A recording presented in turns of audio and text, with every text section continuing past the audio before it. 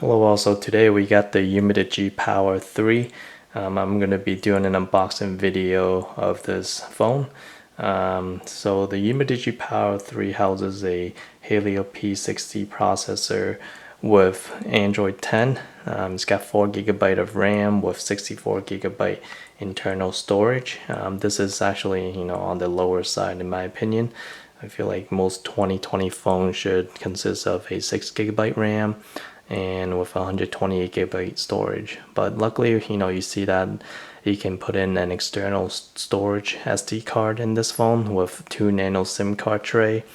And so the main advertised feature on this phone is with the 6150 milliamp battery. So that's one of the biggest batteries you'll see in the market today. It's got a 6.53-inch Full HD Plus display. So this screen uses the same screen as the Umidigi F2. That with the top left corner of the hole punch. It's 6.53-inch display. So this is a pretty big screen phone. It's got a 48 megapixel camera, 13 megapixel wide angle. So this camera setup is a little bit different than the F2. The F2 has a 3 camera layout with the 4th camera being in an individual slot. For this phone, it's a whole camera bump with 4 cameras together, and we'll check it out later. So you also see all the network that is available for this phone. You see band 12, 66, and 71.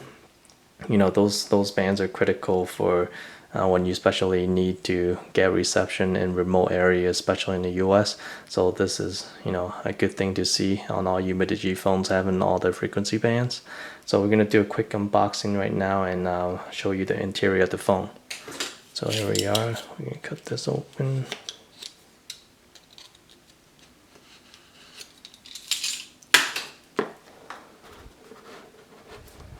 So first thing you'll see is their welcome card. As you can see here, thank you for being a loyal supporter of Umidigi phones. They put this card on almost all the products that they sell. And then you get the SIM card tray, slot pin here, and you get the charger. I believe this is the 15-watt charge. Yep, so 2 amp. And then you get the reverse OTG cable. Since this phone is so big, with the 6000 milliamp battery, that is basically a power bank that you can charge other phones with.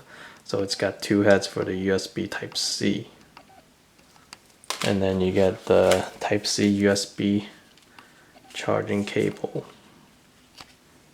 I can just open that real quick. So USB Type-C. So I'm just gonna open this phone real quick and lay this phone out. So I got the space gray version. You can see the camera setup here. It's got the quad camera setup with the fingerprint sensor in the back. So the front is similar to the Umidigi F2. It's got the top corner hole punch with very little chin. Once it powers up, I'll show you. So you got the power button here on the right, the volume up and down rocker on the right as well. And then you get the SIM card tray holder on the left, so no buttons on the left. So this phone feels the same weight as the Umidigi F2. I turned it on earlier just to get it started up, but this phone, it definitely feels pretty good on the hand.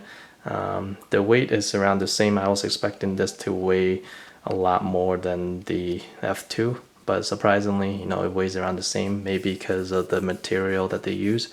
The F2 uses more of like a plastic material.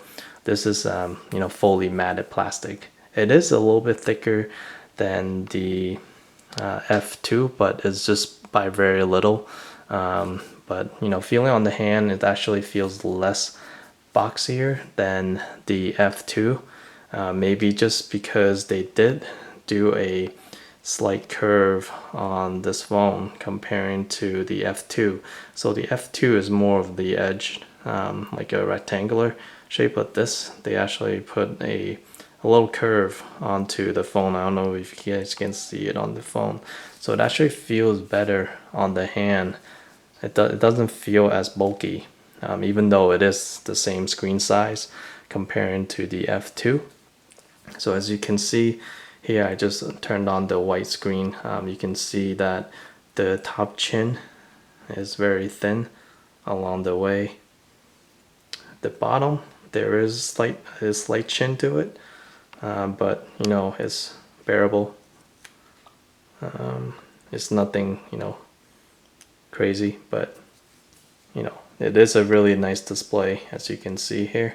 It's basically the same display as the F2. So one of the, you know, thing that I've been hearing is that the camera itself was, you know, better than the F2, and I just did a quick, you know, several tests on the camera. If I can just search the galleries or photos. So surprisingly, it is pretty good at low light. So I did the same picture for earlier with my Samsung A51.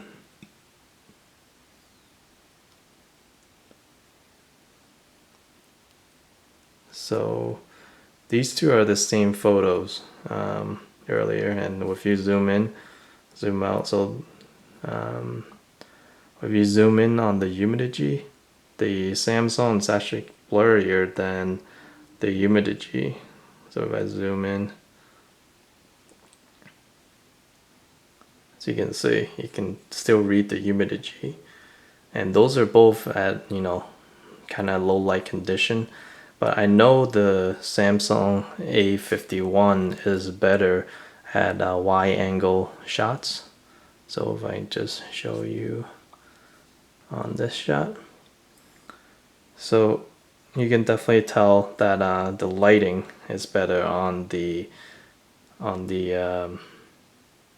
Samsung right here comparing to the Umidigi. If you look at the ViewSonic logo.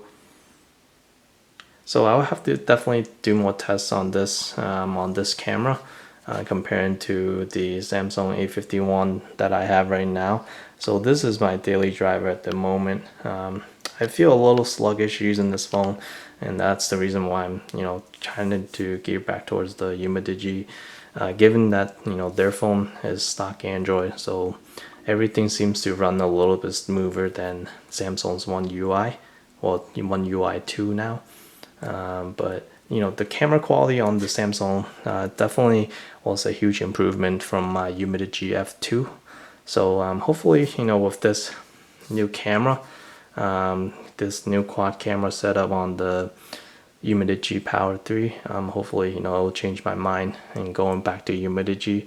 But you know, being, you know, Samsung having a lot more widget that I'm able to use, like double tap to wake the screen.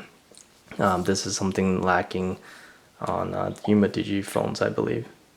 Yeah, see, double tap on to wake. So you know, these are all little subtle things, you know, might keep me using the Samsung. But you know, in the meantime, I'll give this Umidigi Power 3 a test for a couple of weeks before you know, giving it out another review, full review on this.